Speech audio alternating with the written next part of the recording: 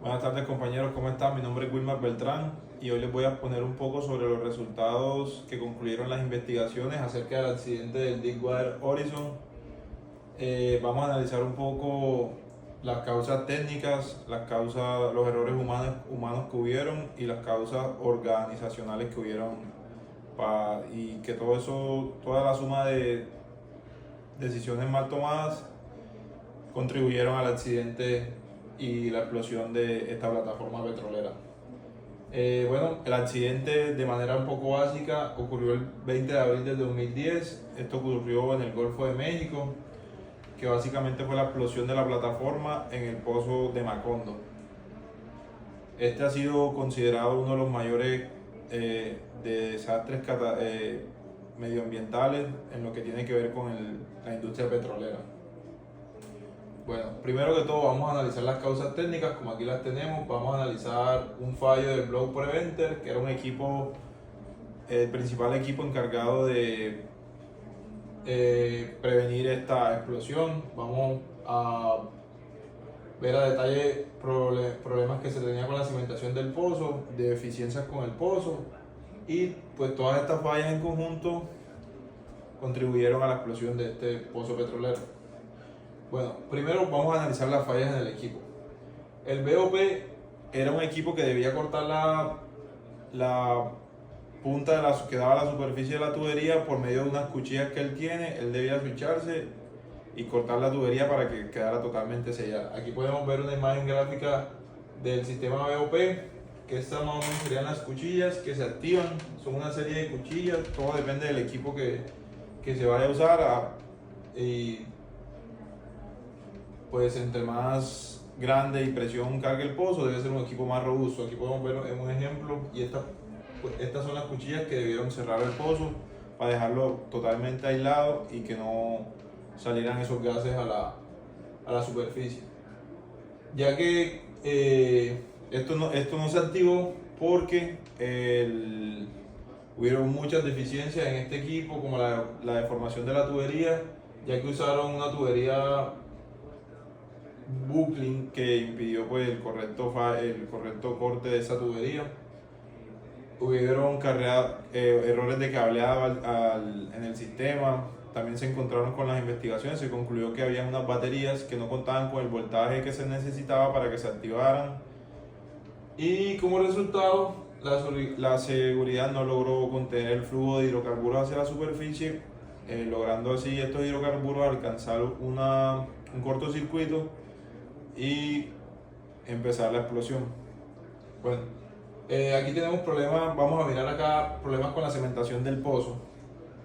Primero que todo, la cementación del pozo pues no era un tema vago, sino un tema que debía ser investigado y debía comprobarse de que los materiales que se iban a usar en el cemento para este pozo contaban con las investigaciones previas y los experimentos previos para que este sirviera, ¿sí me entiende? Y pues en el video que analizamos, más las otras investigaciones, nos dimos cuenta que de parte de las dos empresas involucradas se hicieron investigaciones y se concluyó que el cemento no era apto para poder taponar el pozo, ya que con esto no logró su sellado ideal, facilitando la migración de gases y de petróleo hacia afuera y comenzando el blowout, que básicamente es la salida desenfrenada a mucha presión de gases y petróleo, que los cuales por medio de la chispa empezaron la explosión. Y los factores adicionales a esto fue lo que ya les comenté, como las pruebas del cemento, que se concluyeron que no era apto para este y aún así se utilizó, y la falla de comunicación entre las empresas, ya que no tuvieron una comunicación asertiva al momento de que encontraron de que el cemento no era apto. Para que entiendan un poco más gráficamente, aquí podemos observar que básicamente así se compone la parte de abajo de una tubería de extracción de petróleo.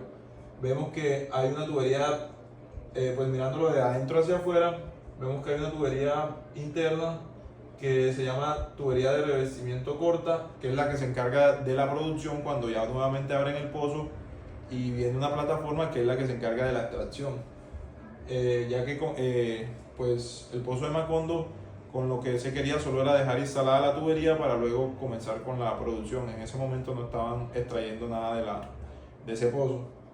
Luego de eso viene una tubería de revestimiento intermedia, que es para mayor seguridad. Luego viene una tubería de revestimiento de esas dos anteriores, y luego de estas viene el cemento, que es el encargado de sellar completamente todas las tuberías para que todo esto quede aislado y no pase un blowout como el que pasó en Macondo.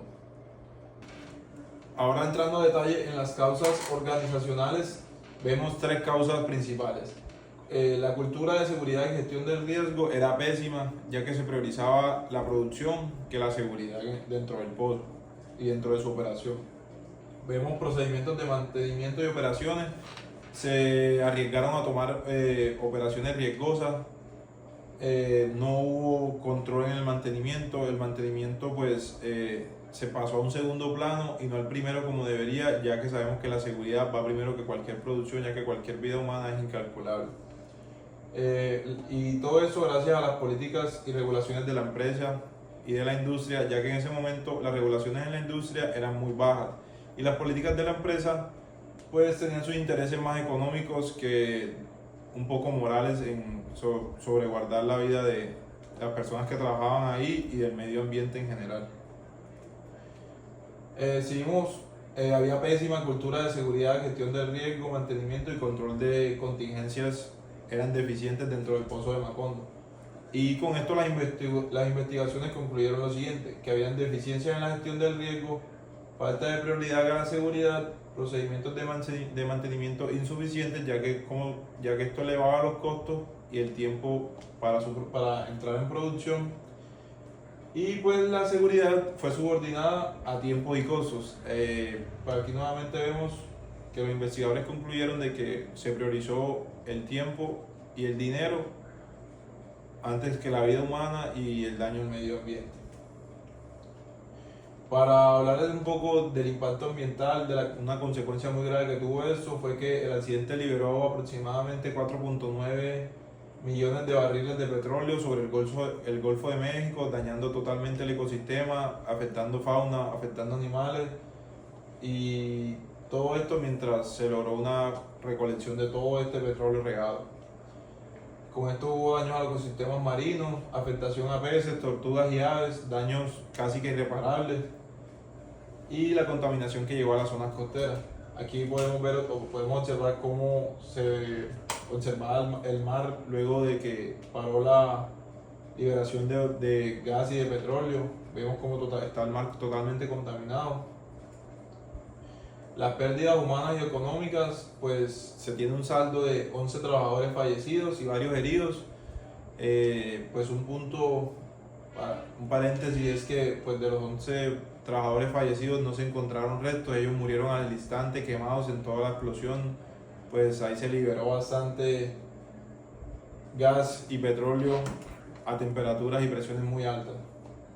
Las consecuencias económicas principalmente fueron para la empresa, la cual pagó más de 60 millones de dólares en multas, compensaciones y limpieza ambiental, que pues ellos tuvieron que hacerse responsables por eso.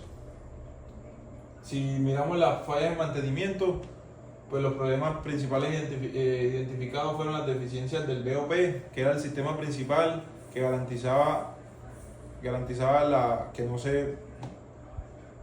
no se escapara el gas y el petróleo, ya que el sistema garantizaba un total bloqueo de la tubería para que no salieran todos estos compuestos a la superficie. Hubieron inspecciones insuficientes para ahorrar tiempo y costos. Hubo falta de pruebas en el sistema y como resultado la seguridad no funcionó cuando era necesario que funcionara. Las cosas instaladas para la contingencia no funcionaron bien y todo eso llevó a la explosión del pozo. Si tomamos las lecciones aprendidas, podemos ver que después del accidente se implementaron programas más rigurosos, tanto gubernamentales como en la industria del petróleo. se empezaron a hacer pruebas más frecuentes, se le dio una prioridad más grande al mantenimiento.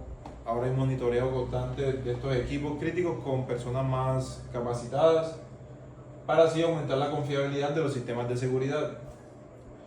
Un poco de cambio en la industria fue que se logró ser más riguroso al momento de capacitar al personal que trabaja en estos pozos y estas empresas encargadas de la extracción de petróleo, mejores protocolos de emergencia, todo cambió totalmente gracias a ese accidente, sistemas de seguridad y gestión mucho más estrictos, ya que pues la seguridad debe ser prioritaria sobre costos y tiempos.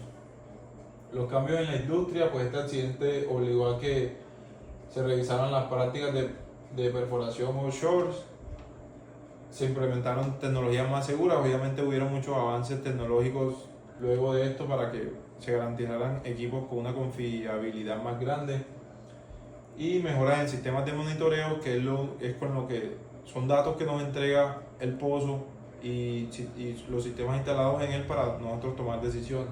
Ya con personas más capacitadas se toman decisiones más correctas. Los cambios regulatorios, pues Estados Unidos reforzó la regulación en el Golfo de México para la extracción de petróleo e hidrocarburos, fueron más estrictos con los pozos de petróleo, hubo mayor supervisión tanto a nivel nacional e internacional y requisitos más rigurosos al momento de aplicar el mantenimiento en estos. En cuanto a la percepción pública, el pozo pues creó un mito sobre la extracción de petróleo, hubo mayor preocupación ambiental sobre la extracción de este, pero para nadie tampoco es un secreto la cantidad de dinero y lo indispensable que es la extracción de petróleo para nuestra vida, ya que me atrevo a decir que gran parte de la economía global tiene un cierto porcentaje muy grande de bases en lo que respecta al petróleo, ya que es un mercado muy grande y muy costoso.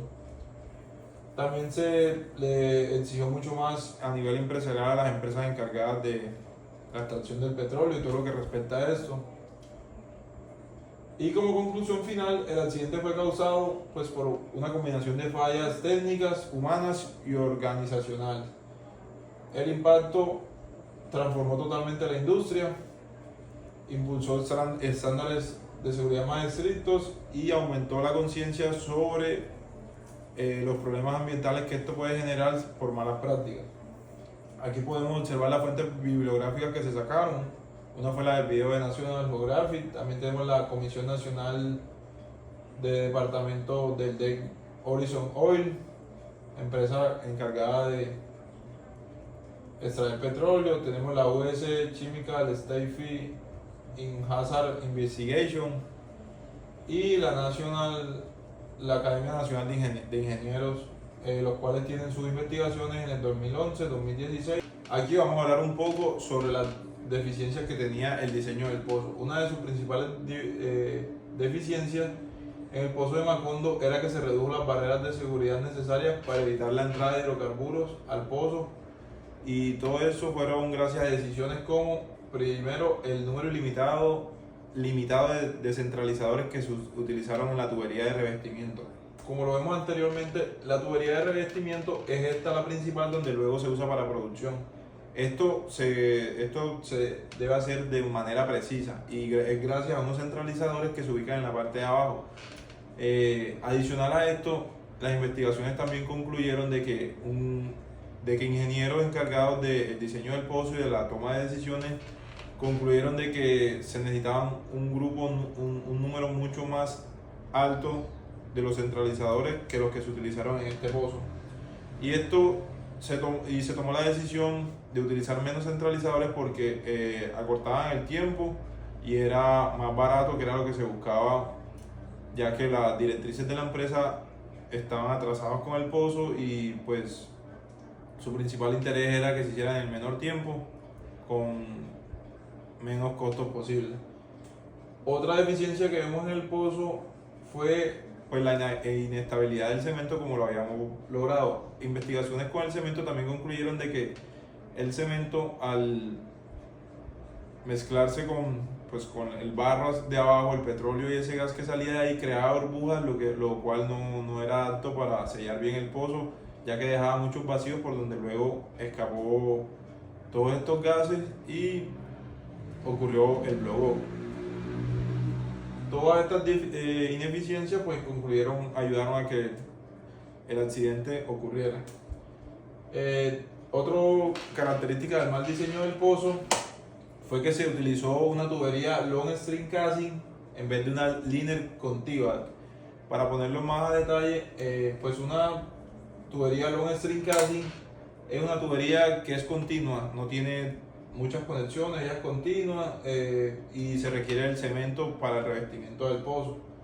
Pero esta a veces se utiliza mucho dentro de la industria porque reduce costos y reduce tiempos, que es lo que no es un secreto para nadie que las empresas de producción siempre quieren reducir costos y tiempo para sus entregas o sus intereses personales.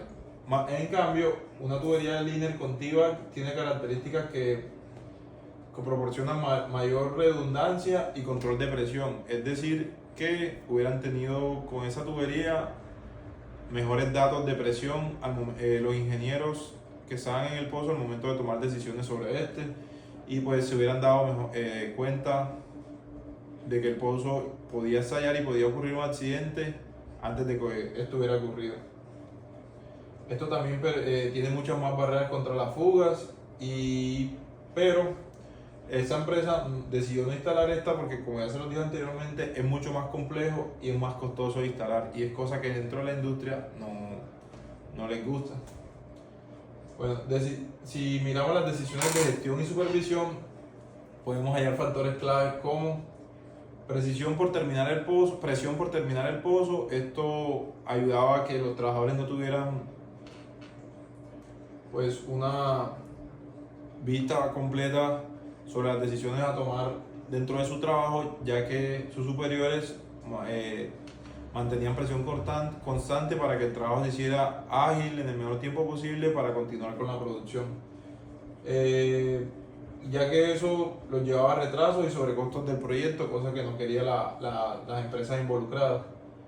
Y con esto se procedió a que hubieran reducciones de pruebas de seguridad, como lo es un mantenimiento preventivo y predictivo, y todos sabemos lo importante que es eso dentro de una industria, y más como esta, que puede ocasionar problemas como consecuencias como las que veremos más adelante. Y también hubo muchos errores críticos, tanto como la interpretación incorrecta de las pruebas de presión. Pues como vemos en el video y según las investigaciones,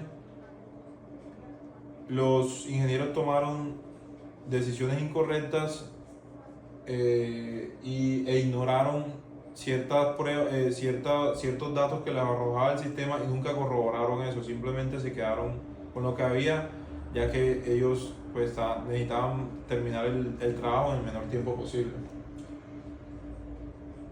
Y esto llevó a que se realizaran procedimientos operativos de mucho riesgo. También tuvimos un problema en este accidente con la capacitación y competencia del personal. El personal no estaba capacitado para tomar las decisiones y trabajar en ese pozo como se debería. Por eso hoy en día la industria es un poco más rigurosa, y pues no es para nadie un secreto de que a veces dentro de la industria, la vida y muchas cosas más deben ocurrir accidentes para que se mejore el control de las cosas. También hubo una falta de reconocimiento de parte del equipo de mantenimiento con las señales KIK, que pues estas señales son las que mostraban la entrada de gas en tiempo real, los datos de presión, y ellos no estaban muy bien familiarizados con estos datos para tomar ciertas decisiones, y como consecuencia se perdió totalmente el control del pozo, ya que este fue un accidente que se pudo prever, o hasta pudieron haber llegado a un punto en el que ya sabían lo que iba a pasar y hubieran podido salvar vidas y mitigar un poco más el impacto ambiental que este tuvo. Viendo de manera más detallada los fallos en la comunicación y la toma de decisiones en las empresas involucradas, vemos que hubo principalmente mala comunicación entre los científicos encargados de investigar todos los elementos que involucraban al pozo, como el cemento, como los centralizadores, también había problemas entre contratistas, entre supervisores. Todos sabemos que dentro de una operación de esta gran magnitud no solo son las empresas con sus intereses ahí las que trabajan, sino que muchas empresas contratan a terceros y pues no es ningún misterio tampoco que en el tema de mantenimiento no hay buena relación entre grupos o áreas de diferentes empresas, y eso lo podemos ver a nivel industrial y hasta a nivel de pequeña escala, en bodegas, en procesadoras, en fábricas, ya que cada quien procura por realizar su trabajo, y en caso de que haya un error, pues solo señalar y no que haya una organización y una unidad de grupo para evitar estas cosas como estas, o simplemente para mejorar su trabajo y ser más eficiente. Como resultado, a la falta de coordinación, se tomaron decisiones tardías, y esto no solo fue en cuestiones del pozo y de la operación en el pozo de Macondo, sino también al momento, pues evidenciamos en los videos y en todas las investigaciones, de que también se tomaron malas decisiones hasta para cuando se dio la señal de alarma para todas las personas abandonar, ya que muchas muertes también fueron causadas porque no tenían en dónde evacuar del pozo de Macondo, y por eso se vio a esta gente lanzándose de la plataforma, ya que hubo una mala reacción en esta crisis que hubo.